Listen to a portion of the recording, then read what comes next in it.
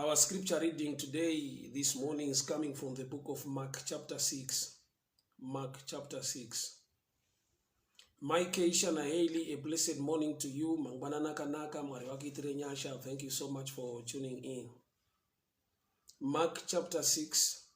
Mark chapter 6 from verse 1 up to 6. Mark chapter 6 from verse 1 up to 6, and I'll read.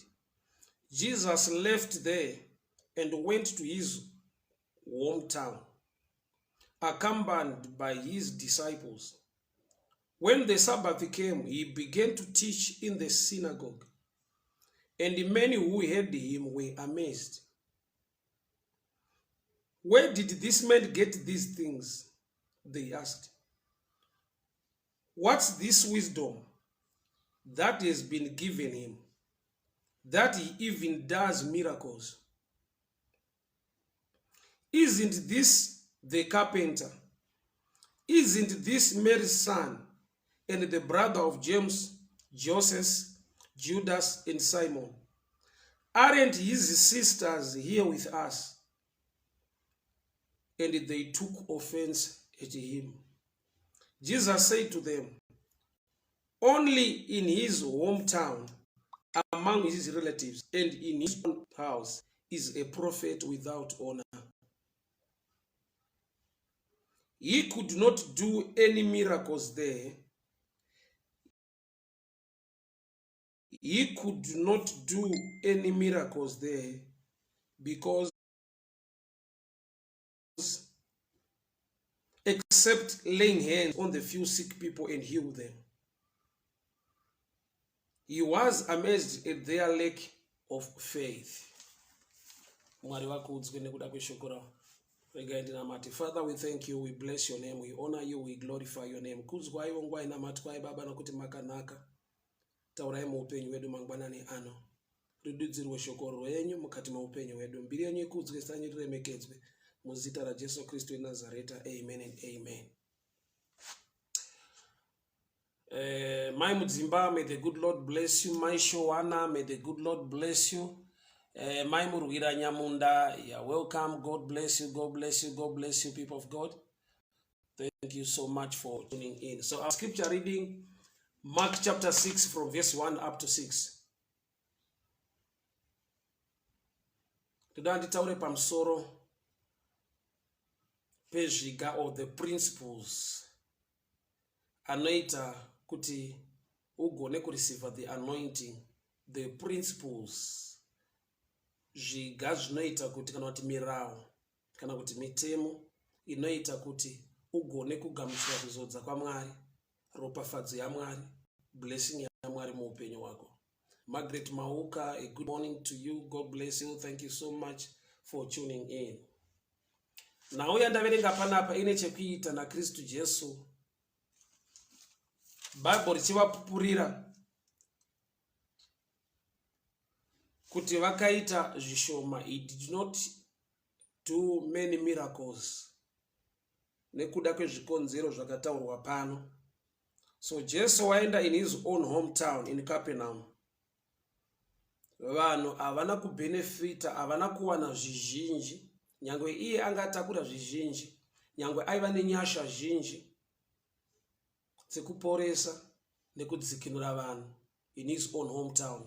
But there was a challenge yaka affected the flow of the anointing to an extent yekuti Bible rinotaura kuti he did not do mighty works there because of their unbelief, except laying hands on the few sick people and healed them. And he was amazed at the lack of faith.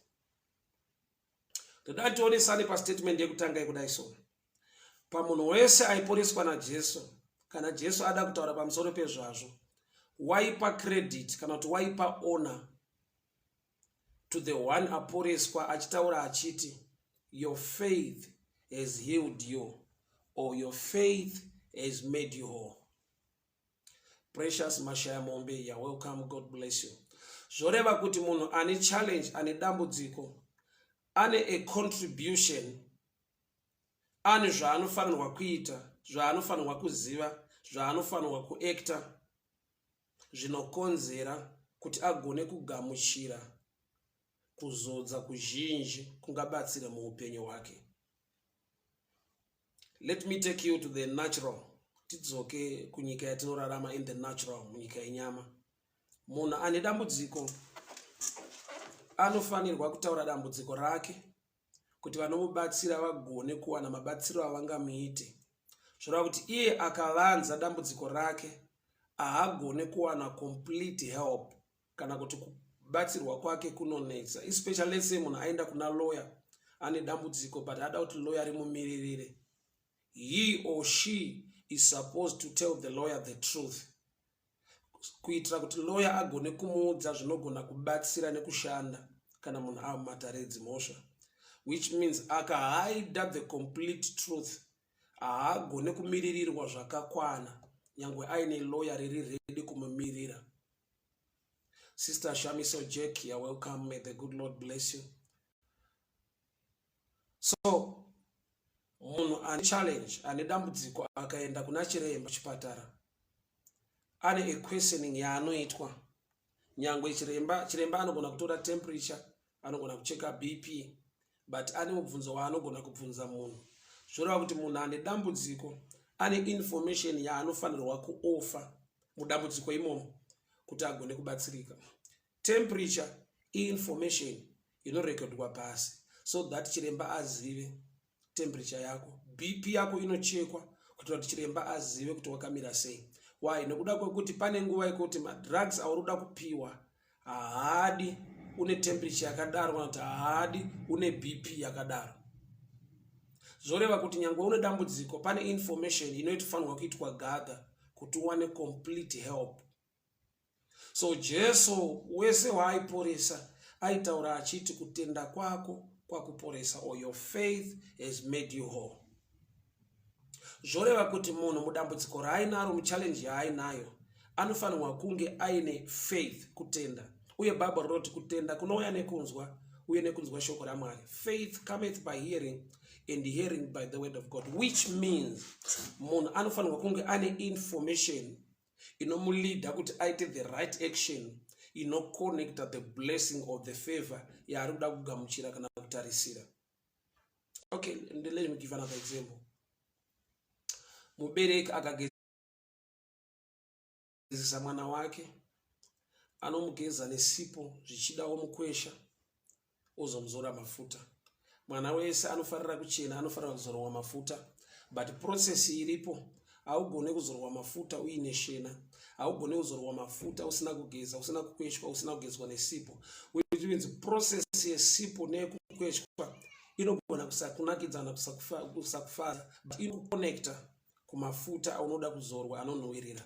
So there are times kuti pane blessing nefavor zviri juu kuya paupenyu hwemumwe munhu, but the blockage is not the devil, but in lack of knowledge kumunhu wacho ari kunida kana munhu wacho ari kuda kugamuchidzwa the blessing of the favor iyoyo.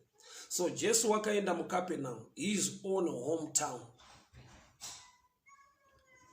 kureva kuti waenda kuhama dzake, waenda kuvanhu vaanonzwa kuti I need to do something for these people, they are my brothers, they are my sisters, we are a family. But in that place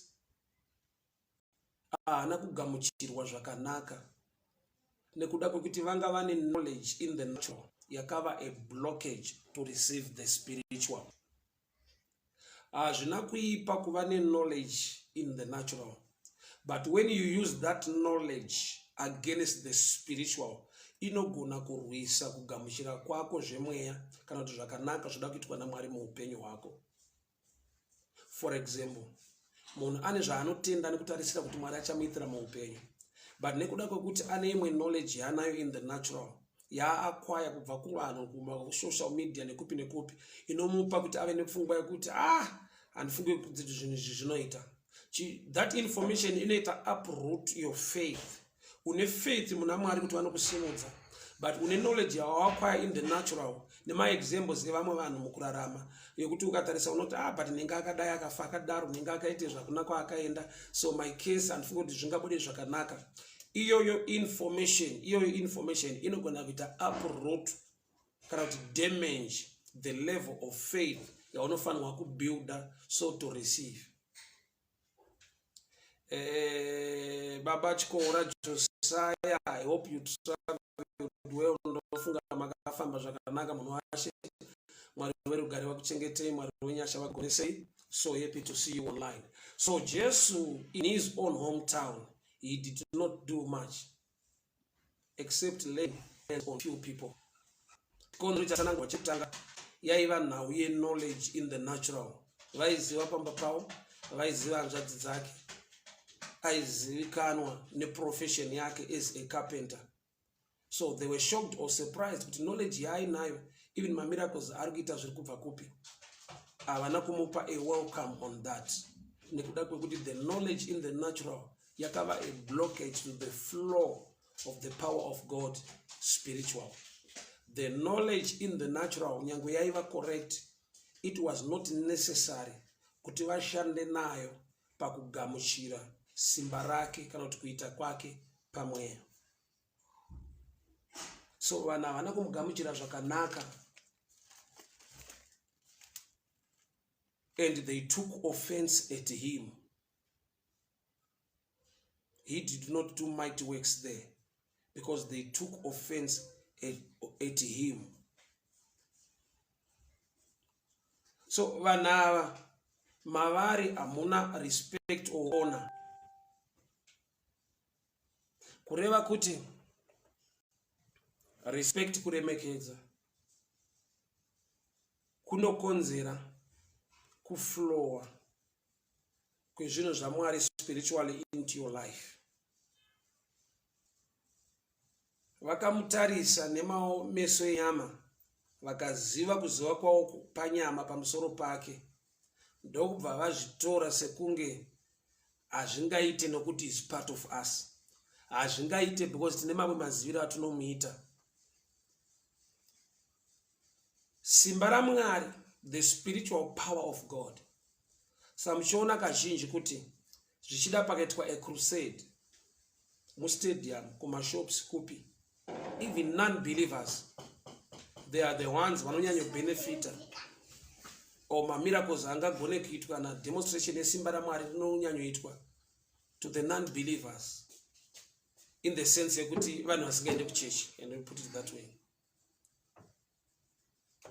People of God, hear me very well. There are laws and principles that consider the flow of the anointing to reach you or to transform or to bless your life.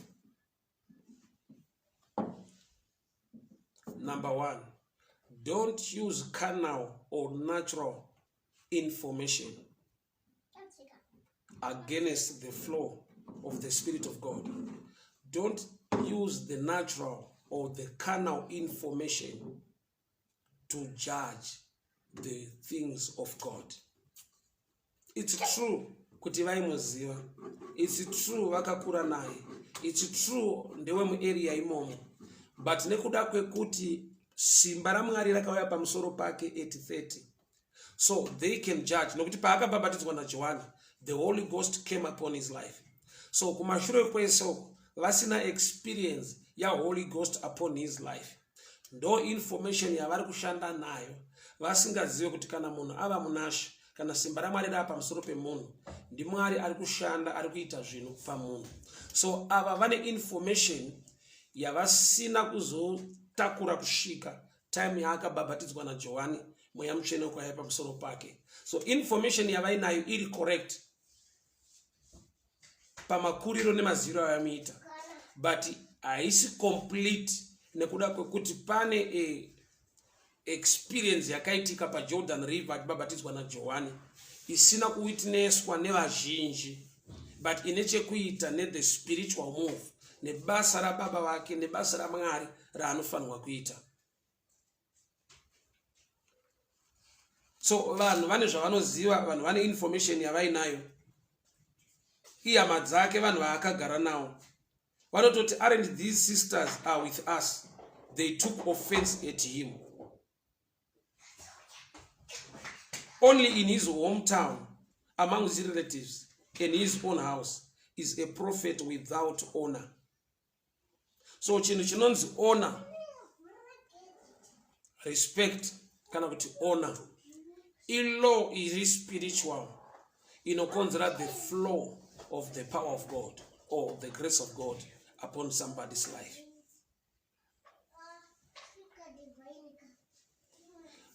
Wakaipa akada kuataka favor yaifanirwa kuflowa muupenyu hwevanhu. Ane information yaanoisa muvanhu inoita kuti vanhu information iyo ikasvika kwavari iri carnal, whether true or false, inova a blockage kuti anointing ichiregera kuflowa vachibatsirika nekuda kwenyasha dzaMwari dzakaiswa pane munhu. Munoziva here kuti David ari kumakwai, chakamupa to fight against the lion and the bear yaiva love for the sheep. But munoziva here kuti the devil can whisper to the sheep kuti this man ndiye ari against, ndiye ari kurwisana neshumba nebere, ndiye ari kunetsana nazvo, maybe for different reasons singatsanangurwe the sheep. The sheep ikaona mavanga ari pana Joseph dzova dzafungidzira kuti this man ane nhau dzake, ane mabattles ake. Yet mabattles airwiwa ese naDavid kumakwai. Shumba dzainga makwai, but dzaitanga dzaataka kadzaitanga dzada kurwisana naDavid the shepherd. Zvoreva kuti the devil akaataka the shepherd, the sheep will be vulnerable. So the way to attack the things of the spirit, kureleasa information iri carnal, inova iyo a resistance to the flow of the power of God spiritual. Vagari vemuKapenaume, hama dzaKristu Jesu dzaifanirwa kuva beneficiaries of a greater anointing, a greater grace and power. Jesu ndo nzvimbo yaakaita zvishoma. Hazvireve kuti ari munzvimbo iyoyo anga asiri highly anointed. He is the same kwese kwaanoenda. But dambudziko nderekuti information yavanga vainayo yakavaleader kuti varegere kupa honor to him, and he did not do mighty works there. So iyoyo ndo yakava a reason, a blockage to the many miracles which he was supposed to do in that place. Vakashaiwa honor, vakashaiwa respect. Chaivapusha kuti vadaro vanga vane information pamusoro pake yaiva carnal or natural. Vanga vane information iri carnal kana kuti iri natural. Ndo yakavapusha kuti varegere kumupa honor. Saka nyangwe Jesu akaita zvaanoita munzvimbo iyoyo, maari munobuda lesser power, iye ane great power. Zvoreva kuti lack of respect is blockage to the flow of the power of God to somebody's life.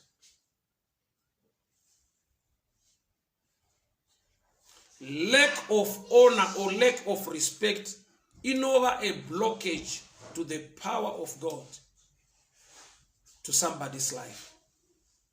But inenge ichibva papi iyoyo pa information yavainayo pamaziviro avanomuita. So when the devil is about to attack vanhu vari supposed to benefit the anointing of the blessing of God, he releases information that is carnal, inogona kushandwa nayo nevanhu so that they won't receive anything. Wakaipa akada kuataka vanhu, aende kuvanhu vacho, anoenda kumuzodziwa aripo, atumwa naMwari for the sake yevanhu ivavo, otsvaka zvichida information, oataka, otaura zvaanogona kutaura. Ende zvichida panotsvagwa vanhu vanotsigira izvozvo kuti aichokwadi uyu akazodai, uyu akazodai, uyu akazodai. At the end, the devil atova successful kuataka vanhu, but achiataka munhu. Shumba nebere zviri after the sheep, but aiswera achirwa nazvo ndi David. Why? Nokuti shumba nebere dzinotoziva kuti as long pana a good shepherd, zvinhu zviri under good protection. So what we need to do, engage into a battle with the shepherd, so that other vanofungidzira kuti hatina basa nawo. Gamba, the real agenda of the enemy is to attack the beneficiaries of the anointing or of the blessing. Saka chinoitwa chi is to attack the head or the leader or the anointed one in that place. Musoro ukaatakwa, the rest part won't be necessary. Unenge wato under attack.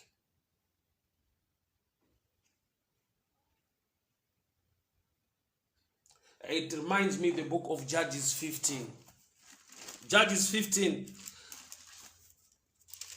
Kune varume vari kuuya, the Philistines, they are coming against Samson. They are coming against Samson.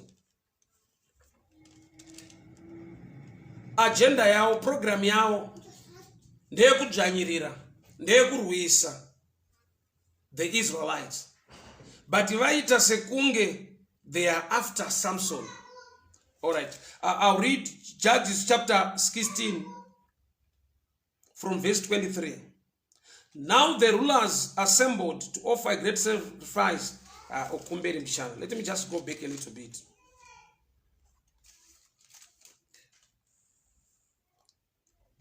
The Philistines were ruling over the Israelites. So whenever Mwari raised a man to defend and to protect the Israelites, ma Philistines vaiuya against Samson.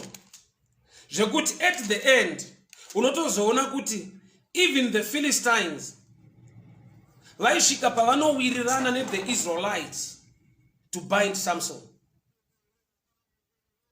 Vasiri kuziva kuti kana Samson awa bound, ivo ndo vakuenda patight, nokuti Samson is raised by God to defend and to help his own people.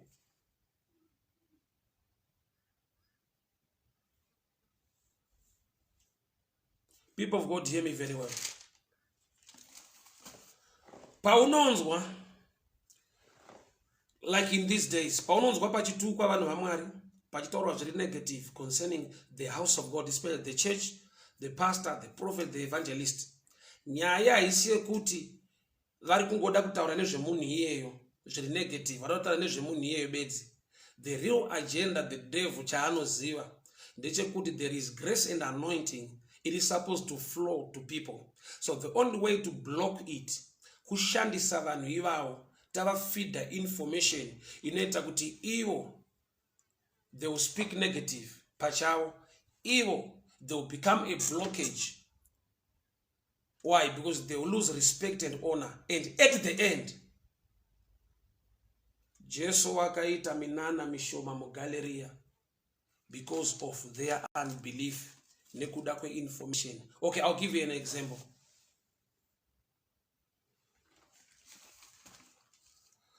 Elisha achitevera Elijah. They are the other sons of prophet who came. Vachitaura naye kuti your master is about to be taken. Iye ndobva aramba ari close. Yet there were people vanga vane information yekuenda kwa Elijah, but vasina kuva close to him for different reasons. But Elisha, he was close. Elisha akaramba aripo ari close. Pane vakatouya vakati aiwa siyana naye, he is about to be taken, your master is about to be taken. But here akaramba ari close, akamira ipapo. Nechikonzero chekuti he was supposed to receive. But vamwe vese nyangwe vaida kuzodza kuri muna Elijah, vakaramba vari very far. Okay, maybe I need to read 2 Kings chapter 2 verse 3. The company of the prophets at Bethel came to Elisha and asked, do you know that the Lord is going to take your master away from you today? Yes, I know, Elisha replied, but do not speak of it. They were people vaida kusurutsa Elisha from Elijah. Vakauya vakataura zvavanotaura. Thank God for Elisha. Nokuti ndiye anovapindura achiti, yes, I know, he replied, but do not speak of it. Havana kuuya ka1 chete, ande pa verse 5. The company of the prophets Jericho went up to Elisha and asked him, do you know that the Lord is about to take away your master from you today? Yes, I know, but do not speak of it.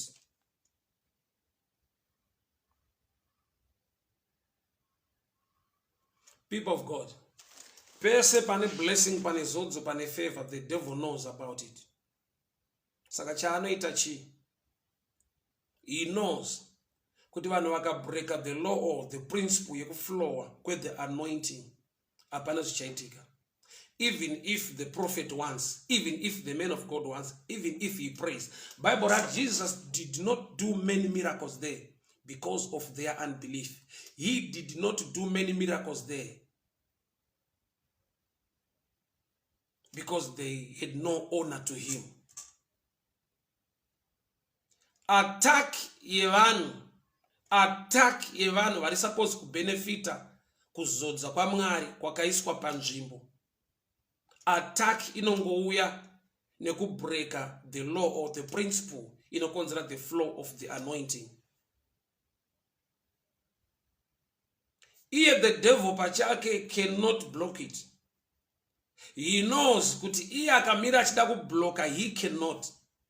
But the beneficiaries vanhu vacho vakabreaka that law, automatically Jesu ari mwana waMwari ane simba zhinji, Bible ramupupurira kuti akaita zvishoma. He laid hands on few people in that place, which means there were many people who were sick. There were many people with challenges, but Jesus was present and he did not do mighty works there by only laying hands on few people. Kana Bible richitipa a negative testimony concerning the work of Jesus in his own hometown, which means kana Jesu tine kupupura kweshoko raMwari kuti akangoita zvishoma, akangoporesa vanhu vashoma, iye aine simba rakakura, iye aine nyasha dzaMwari, ane the full package of the anointing from heaven, but pane nzvimbo yaari kunzi akaita zvishoma. So we need to look kuti what was the blockage, what was the secret, what was the main problem, what was the challenge yakadzivisa kuti aite great exploits, aite zvihombe, vazhinji vabenefite, vakawanda upenyu hwaendere zvakanaka. Uri kuona kuti kana Jesu achipupurirwa neBible kuti akaita zvishoma in that place, which means there is no pastor, prophet or whosoever angaite zvizhinji kana maprinciples iwayo abreakwa. Okay, so he did not do mighty works there. Munoziva here kuti Elijah ane a record yekutiza mukadzi ainzi Jezebel. Elijah ane a record yekuti aitsvakwa naJezebel akanohaidha mubako, akatombotara kuna Mwari kuti take my life, kutoti akasvika patime yekuda kuita suicide.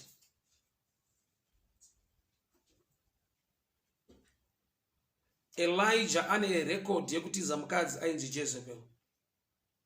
Zvichida kune vazhinji vakazvinzwa vakazviziva, vakapedzisira vaane pfungwa yekuti saka is not a true man of God, is not powerful. How can he run away from a lady, from a woman, kana ari a highly anointed prophet? But let me show you this. Elijah was too big to engage in a fight na Jezebel. Senyaya unoona achitiza, by revelation ukazvitarisa kuzodza kwaElijah kwakaenda pana Elisha. Elisha ndokubva azodza Jehu. Jehu ndiye akaenda to that fight, and Jezebel died in the hands of Jehu. Zvoreva kuti kuzodza kuri pana Elijah kwanga kuri too big to engage in a fight na Jezebel. Zvakatora kuzodza kuri pana Elijah kukaenda pana Elisha kukaenda pana Jehu to fight and kill Jezebel. But vanhu vaigona kufamba neinformation yekuti is not powerful, is not a true man of God. Akatiza mwe mukadzi akatadza kucontesta kuita battle na Jezebel. So muchiona there are times yekuti there are people who can challenge people of God, and vanhu vaMwari ivavo they don't engage into battle or fights with such people. Mumese vanhu nekufunga kwevanhu nekutaura kwevanhu vanobva kuti saka this one is very powerful, vamutya vamusiya vazodii. The truth of the matter, there are some battles that are not worthy for you to engage into battle now. Okay, I'll show you this.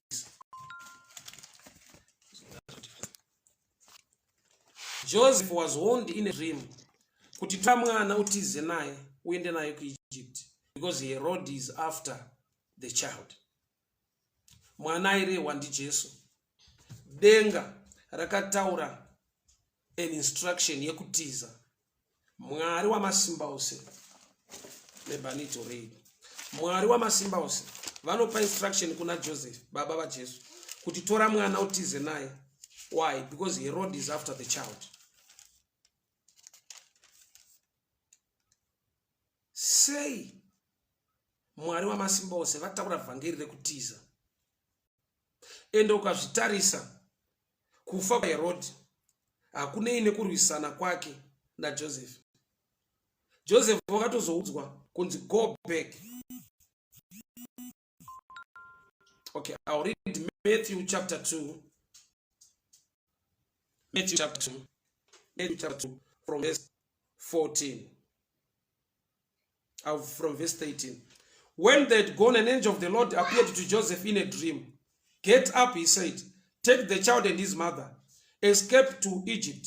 Stay there until I tell you, for Herod is searching for the child to kill him. So he got up and took the child and his mother during the night and left for Egypt, where he stayed until the death of Herod. So chakaura Herod kusuduruka kwa Jesu na Joseph munzvimbo. He died pasina a fight aitwa, which means Jesus, even when he was a child, by running away na baba wake Joseph, it was enough to kill Herod. Let me just go back now. Ndati kune principles anokonzera the flow of the anointing or the flow of the grace of God into your life. Akabrekwa iwayo augone kusangana nesolution nekuzodza kwacho kusvika zvokwadi yazivikanwa munhu aita amend. Jesus did not do mighty works there because of their unbelief. Unbelief yavo inobva papi? Kusatenda kwavo kunobva papi? Kushaya ona kwavo kunobva papi? They grew up with him. Vane information iri carnal yakazova a blockage to the flow of the Spirit of God spiritual. Carnal information can be a blockage to the flow of the Spirit of God. Information iri carnal yavainayo nyangwe iri yechokwadi kuti vakakura naye vakamuona ateita carpentry, so vari kuti is a carpenter, hanzvadzi dzake tinadzo ananenge tovaziva, zvakakonzera vazhinji kufa. Iye solution iripo. Kana Bible rati he laid hands on few people, which means there were many people who were sick. Guess what? Some even died, yet Jesus was there. Why? Nokuti the blockage yanga yatovepo, simba risukuflowa, favor isukushika. Oh, I'll give you an example. Mukadzi aiva the issue of blood, akabata mukombero waJesu ndokubva aporeswa. Jesu ndokubva ati pana handibata. But in that place there were so many people. People were crowding over him. Zvototi Peter asvika pautaura kuti Ishe, in this environment hamungati pana handibata. mungafanirwa kutoti ndiri kubatwa, because there are many people crowding over you. But just ndokubva ataiwa pana andibata ndanzwa simba rangu ndichibuda. So there is a touch that can attract the power of the solution or the anointing or the favor.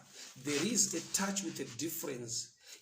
Shades simba, konzera kuflowa kwesimba raMwari, konzera healing kumanifesta. Iriko a touch with a difference. Sei mukadzi ari ega akabata zvinokonzera simba raJesu kubuda, zvinokonzera kuporeswa kwake. Bible rinotsanangura kuti akabata the hem of the garment. That's a picture of worship, picture of respect, picture of honor. Why? Because how can it reach to the garment when you are still standing? A lot of people were crowding over Jesus, and vachitomuguma vachimbata, nothing happened. Kusvika munhu abata the hem of the garment. You cannot touch the hem of the garment without kneeling. A picture of honor, a picture of respect. A principle, iripo, spiritual principle, attract the flow of power, the flow of favor. So when the devil wants to attack people, anoita kuti ararame mu environment yekuti that principle they don't engage in it, they overlook at it. People go there. Dambudziko ratinogona kuita favor iripo, solution iripo, kusaziva kuti tinoita sei kuti nyasha simba raMwari dziflowe muupenyu hwedu. I love examples kuti zvinyatsobatika zvinzwike. Handei pachinhu chinenge HIV. Chinoita kuti HIV vati hairapike, zviite kuti munhu anzi hasisina yapera, inhau yekuti system yako, my white blood cells, system yako, your immune system, ndo iri under attack. Why? Nekuda kwekuti paunotora madrugs, kana kuti paunomwa mishonga, your immune system ndo inoboostwa to combat or to fight the disease. Spirits pacharo harigone kuenda kunodila neproblem. Spirits rinopinda kuzoboosta nekusupporta your immune system kuti ive able to fight and combat that disease. So nekuda kwekuti HIV, it's a challenge against the system, to turn the system against you. Saka paunonwa drug now, drug really supposed to influence masoja ako, but already masoja ako ane wrong information.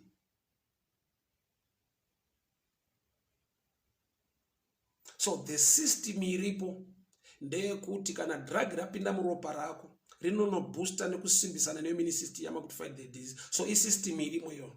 So if that system is not okay, kupora kwacho kunonetsa. Okay, rega ndzokere kumashure mishana.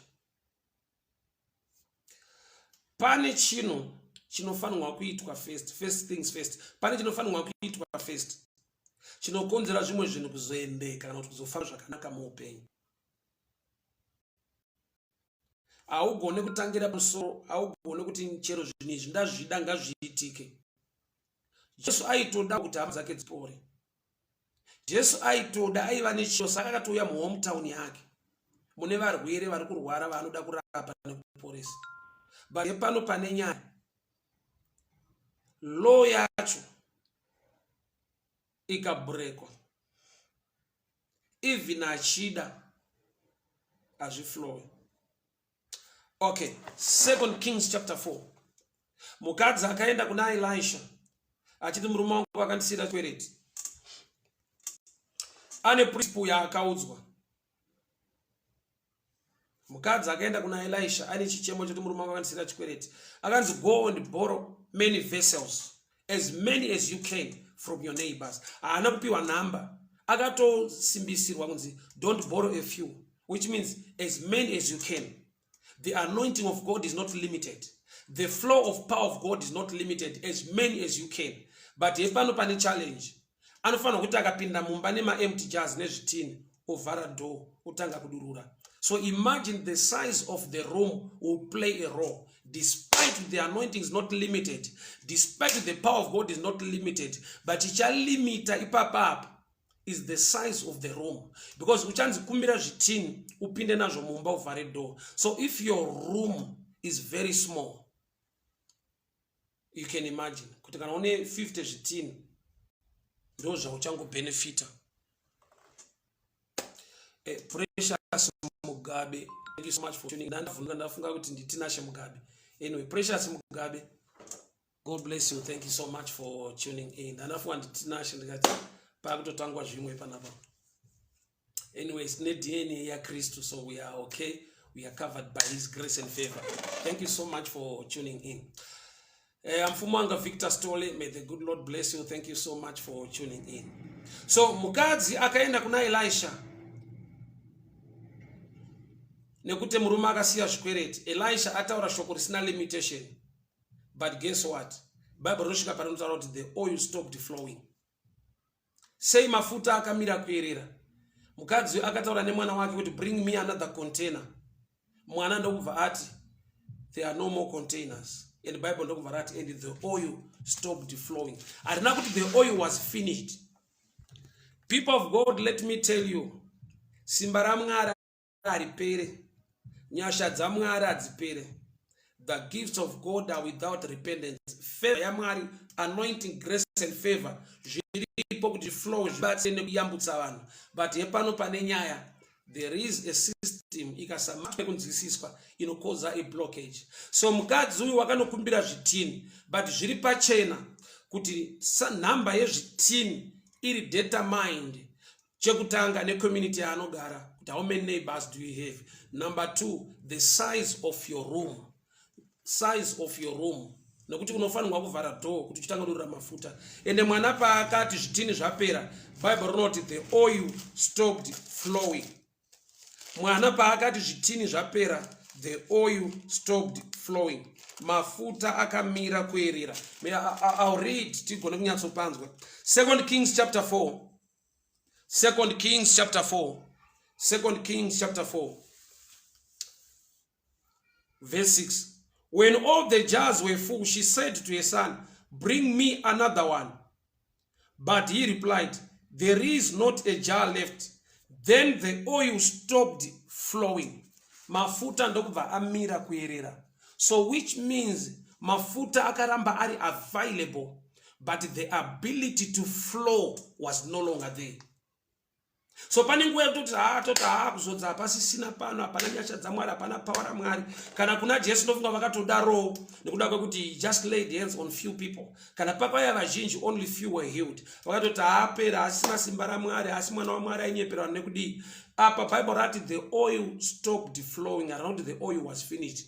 What was the reason? Kuti mafuta amire kuerera. The jars were no longer available. My jar is a symbol or a shadow picture. Ye faith. My container is shadow picture ye faith. Kuti as long faith is available, the oil or the spirit or the power of God will continue to flow. As long the oil, the jars are available, hakuna chingamise mafuta. So mafuta haana kumiswa nedemoni. Mafuta haana kumira kuerera nekuda kwema enemies. Mafuta haana kumirira kuerera nekuti pane mweya china iri kuvarwisa. Mafuta akamira kuerera pakataurwa nyaya yekuti the jars apera. Zvitini pazvakapera, my empty jars were finished. The oil stopped flowing. So there is the oil that must continue to flow. The oil of favor.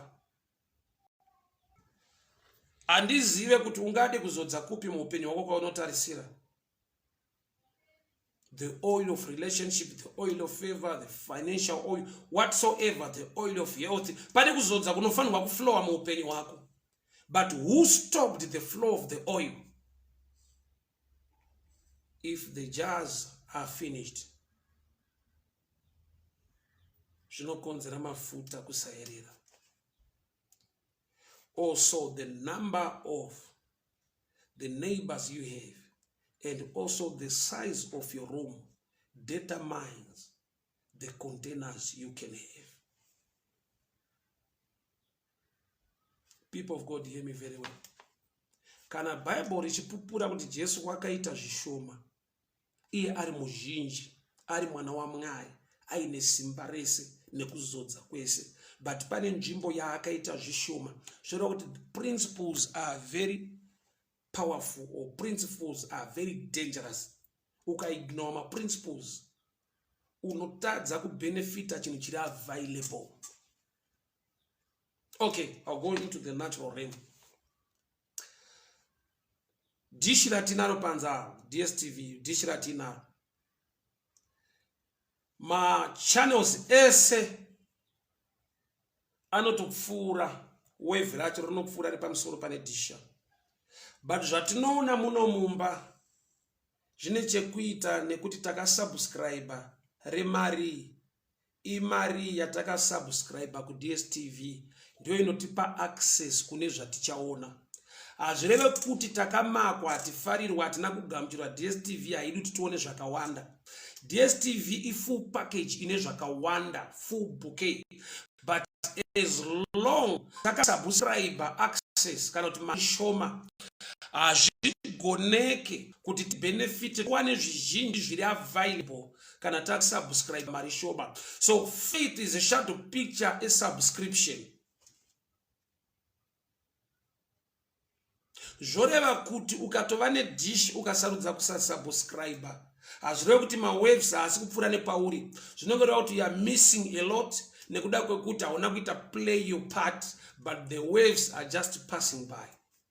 Saka Jesu paaiporesa aiti kumunhu kutenda kwako kwakuporesa. So when the devil wants to attack people, the beneficiaries of the anointing, chaanoita ndechekuti anovapa information iri carnal yavanoshanda nayo inozova a blockage to the flow of the spiritual.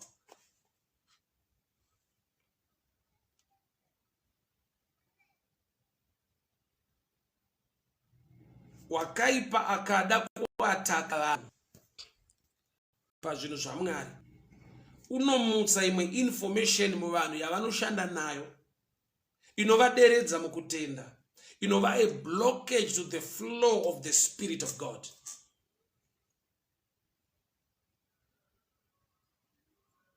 When respect is gone, when honor is gone, which means chinenge chatoo chitini chisisipo, the anointing will not flow.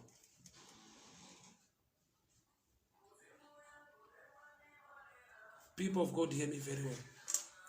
Jesu waipa credit kumunhu waaporesa, aimuti kutenda kwako kwakuporesa. Kutenda chi inauya information inokuleada kuaction, nekuti kutenda kusina mabasa kwakafa. Information ipi? Spiritual information. Faith comes by hearing, and hearing by the word of God. So kuti pane nguva zhinji yekuti challenge matambudziko atinawo chidadai akapera kare, solution yakauzwa naMwari iri panzvimbo. But the principle inokonzera the flow of the anointing is not there. Let me show you something. Mukadzi ane the issue of blood haana kuuya from the front, akauya from behind. Chakapa Jesu kuti abvunze kuti ndani andibata, it shows how powerful the principle is. Even if the pastor is not away, even if the prophet is not away, even if the man of God is not away, even Jesus was not away kuti ndiani andibata, but mukadzi healing yanga yatomanifesta, which means the principle iri more powerful to an extent yekuti munhu anogona kutova a beneficiary even without kuzivana. Kana Jesu achiti ndiani andibata, yeti mukadzi wacho atopora, it shows kuti principle iri powerful to an extent yekuti even musingazivane, but when you apply the principle, the anointing flows even musingazivane. Oh, tinashe mugabezi. Wow. Thank you so much, Mkoma Tinashe. Thank you so much for tuning in. Thank you so much for being around. Mwari wakuitire nyasha, Mwari wakuchengetei, Mwari wakugonese. So happy to see you online. You make me smile. Sister Sylvia Dumbo, God bless you. People of God, Tinashe Mugabe is in the house. How are you? Tinashe Mugabe. Ndiari kupisa ma streets murume you. But anyway, thank you so much for tuning in. So, today ndingotaura pamusoro pema principles. Pema principles. Mirawo iripo. Azvinjengeke zvinoda kuapplywa kuti uve a beneficiary. Sezvinongotaurawo tinashe kuti kana variwo baba vako chaiwo, the blood will speak than mashoko aunotaura. Iko kutaura kwakanaka. Unogona kuclaim aiwa ndi baba wangu munhu ndi baba wangu. But pakaitwa ma-tested DNA, the truth will come out, which means blood will speak better than your mouth. Kunoti paunochema uchikumbira kuna Mwari, ropa raKristu ndo rinogona kukukumbirira nekukuchemera. Why? He is seated on the right hand of the Father, interceding for us. For his blood speaks better than the blood of Abel. So that the principle yekuti una Kristu, an intercessor, ari mauri, anochema kuna Baba, inoita kuti uwe a beneficiary, because you are a child of God. Kuva mwana wa Mwari kunodena zviri muna Mwari kuti zviflowe kwauri. Aiwa, relationship ichazoitaura mumwe musi. Tinashanenge atidei pana. But anyway, let him just go back and finish this text. Jesus did not do mighty works there because of their unbelief. Jesus did not do mighty works there because of their unbelief. Nakuita zvizhinji ikoko nekuda kwekusatenda kwavo kwabva pa information iri carnal, isiri spiritual. So that information iri carnal yakava a blockage to the flow of the things of the spirit. Hama dzangu simba raMwari harina kupera. Mwari vachiri kugona, Mwari vanogona. But hepano pane nyaya. Mukadzi paakati kumwana wake ndipewo chimwe chitini, mwana akati hapasisina. Bible ndokubva rati the oil stopped. Chinomisa kuflowa kwedzimwe nyasha neimwe blessing kushayikwa kana kuti kusava available kwemacontainer. Macontainer aya anongova a shadow picture of faith, a shadow picture of respect, a shadow picture of honor. Wakaipa akada kuataka vanhu, akada kuataka church, unongoziva kuti munhu akatyora the spiritual principle, kana akachema, kana akademba, kana akadii, hazvibude. Yakafanana nenhau yegiving. Kana shoko richiti blessed is the hand that gives. Kana shoko ichitaura pamusoro pekuti ukapa uchapiwa. Nyaya yekureceiva ine chekuita nekupa. Saka Bible richiti vanodyara nemisodzi, vanodyara nemisodzi. Those who plant in tears, those who plant in tears. Saka unoona here kuti even mukuchema there is a principle inongodiwa inenge planting so as to receive. Even mukuchema. Saka shoko hariti those who plant tears, hariti vanodyara misodzi, vanodyara nemisodzi. Right? Even in hard times, learn to apply the right principle. Mukatarisa even kuna namukoma tinashe kana kadzata aiwa mwana ndi wababa iwa kana akachema kana akaradza kushungurudzika, vanongoramba vakabata mapepa kuti ropa ndo zviri kutaura ndo zviripo. So the tears kana dzitadza kuchinja issue ye DNA inokuti pane mapepa aripo, pane ropa rataura. So crying and doing whatsoever as a believer without applying the right principle should not touch the flow of the power or of the favor of God into your life. Zvitore pachena kuti vanhu vemunzvimbo yaJesu vachida vaitochema kwari tiitirewo nyasha tiporeseyo, but akaangoporesa only a few. Why? Nekuti panga pane issue yeprinciple yekuti vakabreaka the law ye-respect and honor inodena the flow of the anointing. Faith was not available there. Mwari verugare vakuitire nyasha hama dzangu. Mwari wenyasha vakuchengetei. So happy to see you online. May the good Lord bless you. May the good Lord favor you. Tisanganiswe zvakare mangwana nenyasha dzaMwari, as today is our Sunday, saka hatina evening service. So may the good Lord protect you. May the good Lord favor you. Mwari vakuitire nyasha, Mwari vakuchengetei. So happy to see my situation. Sister Shamiso Jack, Victor Stole, God bless you. Chaita Mutise, how's Mozambique? God bless you. Baba namai Mugabe, Mwari vakuitire nyasha. Thank you so much. Ndofunga mukoma tinashe Mugabe, murungona nemufana wangu takafanana. Saka kunokwa musauye zvenyu. We are okay, takatofanana. DNA yedu iface. Zvekuropa izvi ndezvimwe izvi. God bless you, people of God. Mai Nyamunda, God bless you. Sister Sylvia Dumbu, God bless you. Hama dzangu muswere munyasha, Mwari vakuchengetei, Mwari vakugonesei. Baba Chiwara, a good day